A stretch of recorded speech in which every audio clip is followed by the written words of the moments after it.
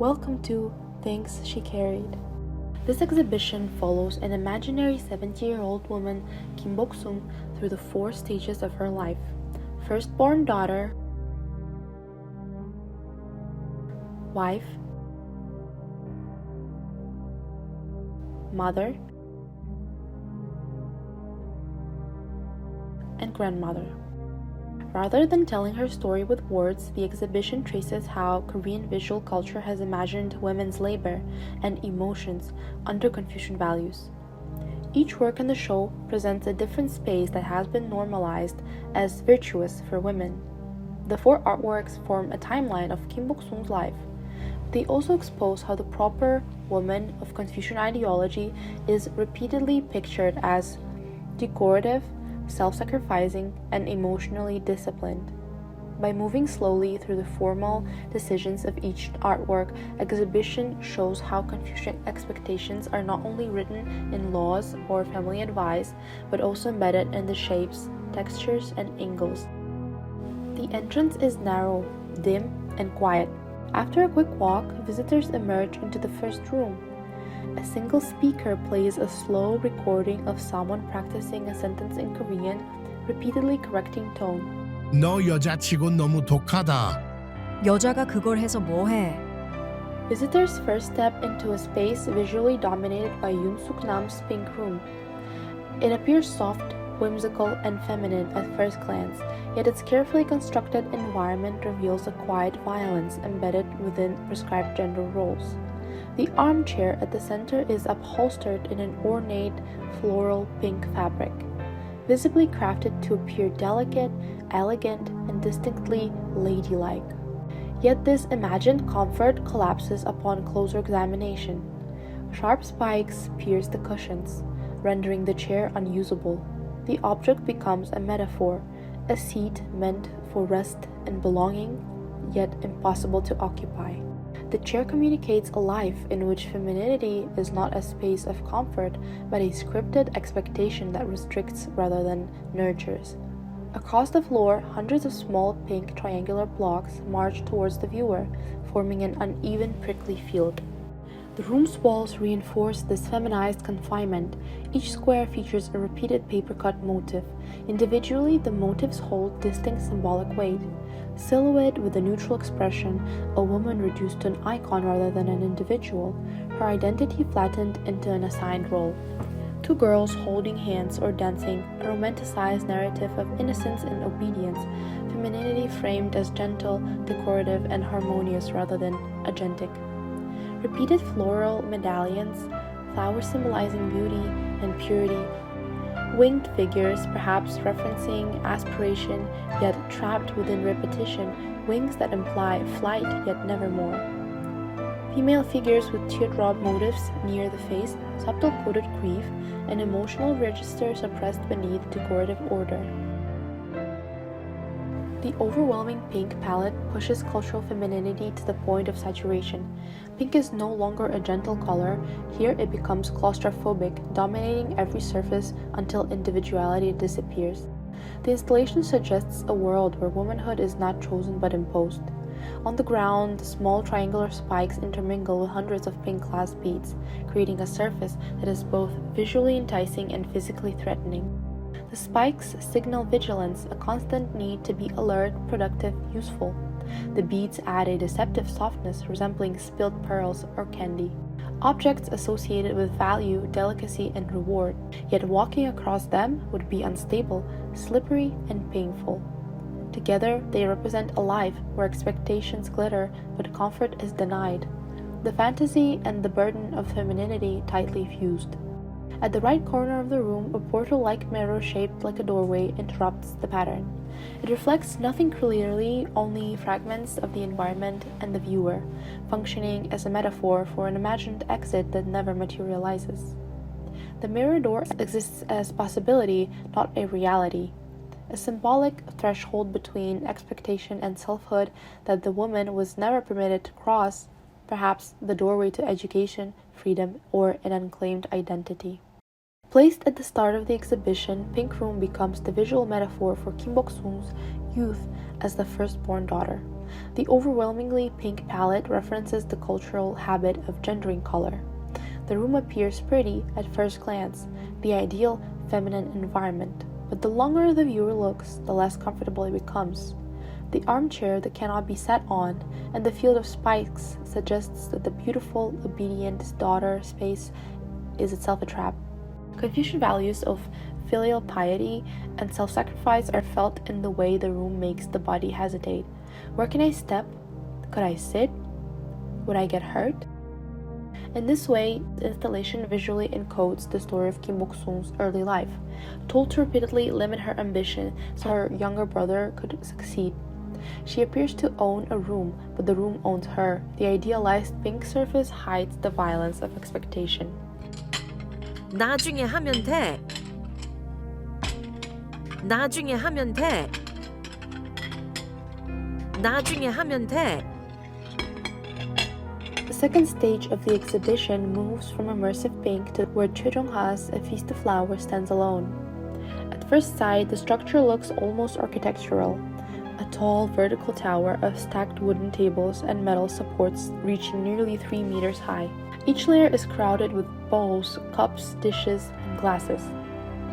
The title, Feast of Flowers, connects directly to the floral patterns painted on many of dishes, where flowers decorate rims, surfaces, and interiors of bowls and plates. The work is listed as tables and tableware, and that description captures its literal materials. Yet visually, the piece operates like a strange, unstable monument. From the front, the sculpture is symmetrical. The legs of each low table line up to form vertical columns, and the layers narrow slightly as they rise, creating a pagoda-like silhouette.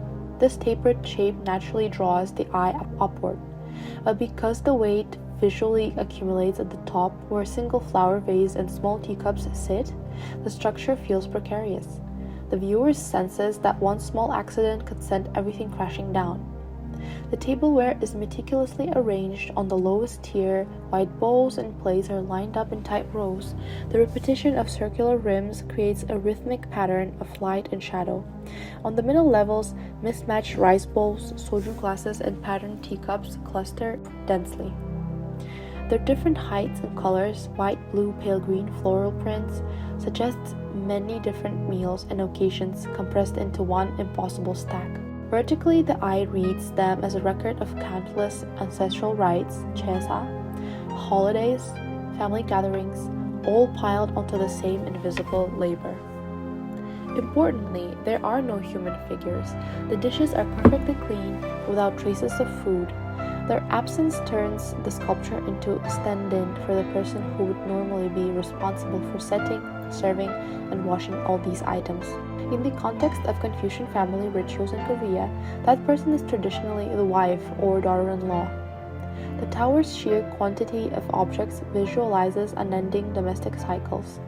Rice bowls for daily meals, brass plates for ancestral ceremonies, small cups for alcohol, fruit dishes for dessert.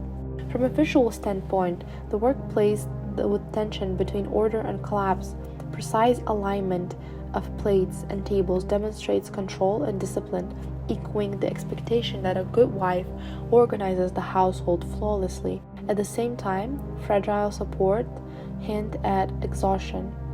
The structure seems to be straining under its own weight, just as Kim Bok-sung might have strained under the weight of her in-laws and children's needs.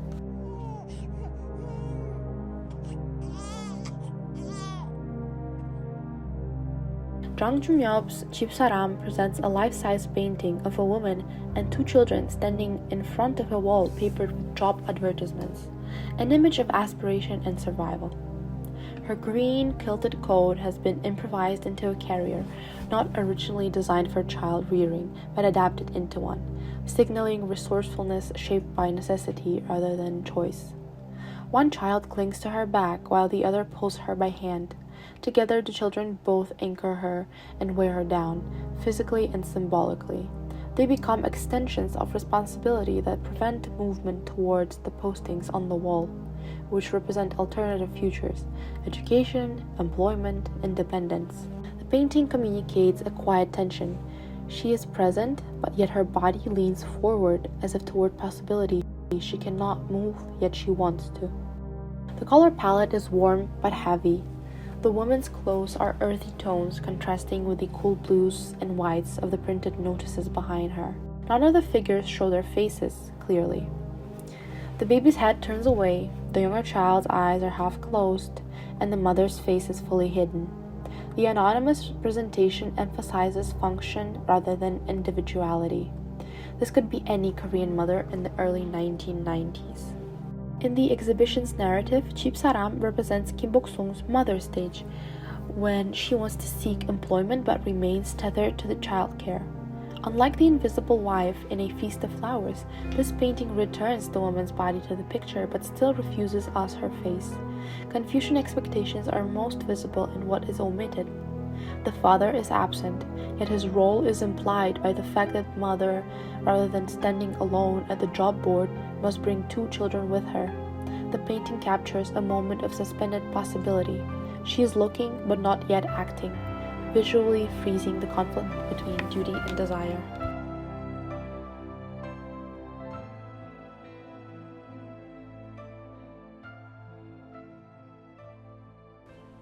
The final work in the exhibition is Ho Seung-hee's large painting Gymnopédie. Here we encounter an older figure. Viewed from behind, seated against the deep, nearly black-violet background, the figure wears a pale, almost flesh-colored garment that covers the shoulders and upper back like a loose coat. Her short black hair is painted as a solid shape, and her face is turned away from us so we only see the neck and back of her head. On her right shoulder, a dark, small bird perches quietly, its body picked out with subtle pink highlights. Formally, the canvas is divided into 2 vertical fields. On the left, a cool dark bluish gray. On the right, a large area of textured blue and purple that suggests rocky surface or a curtain of night. The figure sits near the junction of these 2 zones, her rounded shoulder protruding into the darker field.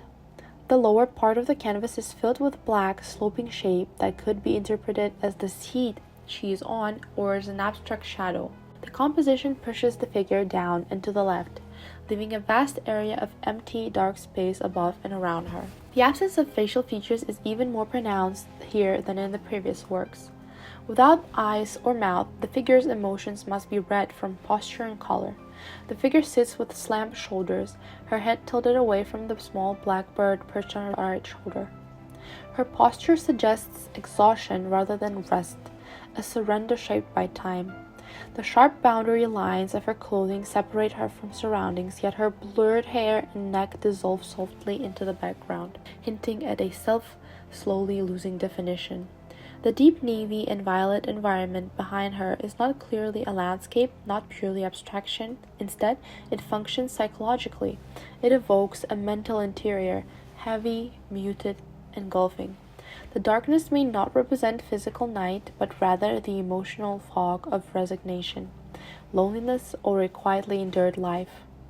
The bird's presence, small yet assertive, might symbolize memory, regret, or an intrusive thought she cannot dismiss. Rather than confronting it, she turns away, not in anger, but in a tired acceptance.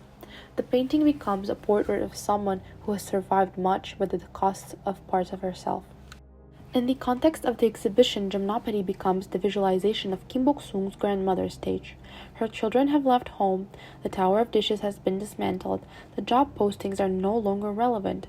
What remains is a solitary figure enveloped by darkness, accompanied only by a bird that could symbolize memory, grief, or a final companion.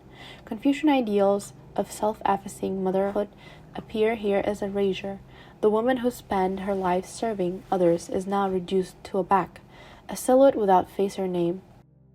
Placed as the final work, Gymnopédie encourages visitors to imagine Kim Bok-sung as a 70-year-old grandmother, experiencing emptiness syndrome and possibly late-life divorce. The bird on her shoulder could possibly be a listener to her belated complaints. 나는 25에 불과했을 때 내 남동생이 공부할 수 있도록 나는 대학을 포기했어. 나는 명절마다 혼자 요리를 했어.